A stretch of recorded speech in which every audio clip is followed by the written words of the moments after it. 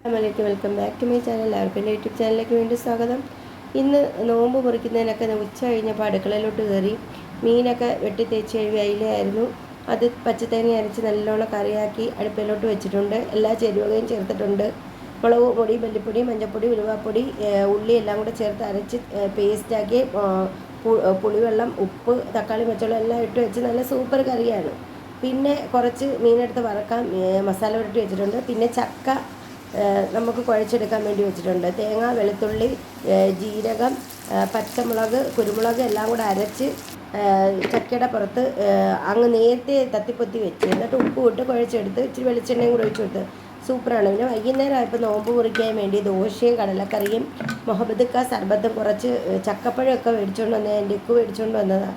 ചക്കപ്പഴമൊക്കെ എടുത്ത് വെച്ചെങ്കിൽ ഇത്രയേ ഉള്ളൂ. ഇഷ്ടമായ ലൈക്ക്, ഷെയർ, സബ്സ്ക്രൈബ്. എങ്കിൽ അസ്സലാമു അലൈക്കും.